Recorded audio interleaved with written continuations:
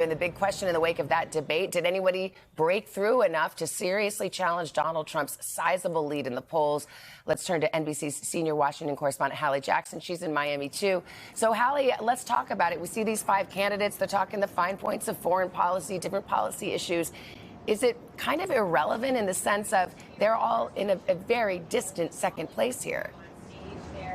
That was the biggest question going into the night, Savannah. Would anything that happened over the course of those 2 hours on the debate stage change up the dynamics enough to try to cut into former President Trump's lead? Because, as you note, he is crushing in these polls in some of these key early states. And here's the thing. Listen, we'll see what voters say over the course of the next couple of weeks as more polls come out. But none of the candidates really took an opportunity to go after former President Trump on issues of foreign policy, where there was certainly an opening for that. We heard a little bit about Donald Trump in the beginning of the night, a little bit in the end of the night, a little bit throughout the course of the debate, but not in any kind of forceful or significant way.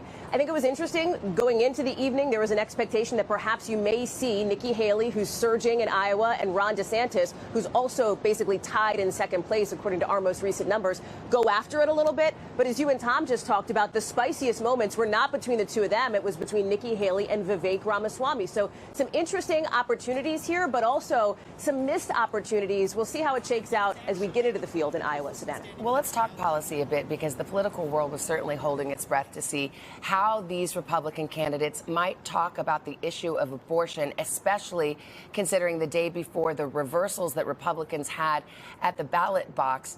Did you see any movement there? What did you notice?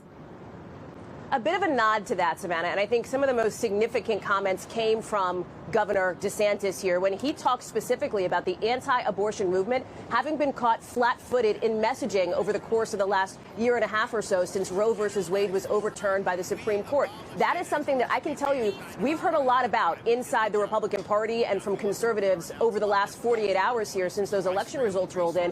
What does this mean for Republican messaging? Do they need a shift? You also heard a nod to this from Nikki Haley, of course, the former UN ambassador, who talked a little bit about the pragmatism of being able to pass anything in an extremely divided Congress here, looking at what is actually realistic here, Savannah. Well, speaking of being realistic, like just to get down to brass tacks, I mean, doesn't this have to get down to a one-on-one primary race to have any chance of defeating Donald Trump? I mean, he has more than 60% of the Republican primary vote right now, according to the most recent polls.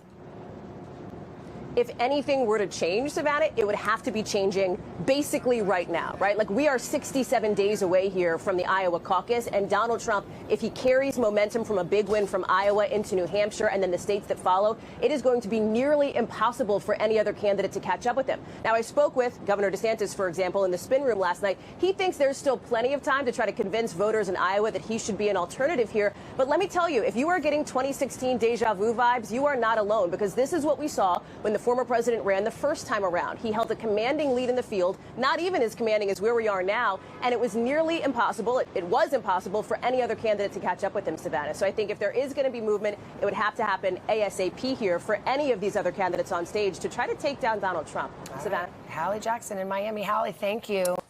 Hey, thanks for watching. Don't miss the Today Show every weekday at 11 a.m. Eastern, 8 Pacific on our streaming channel, Today All Day. To watch, head to today.com/allday or click the link right here.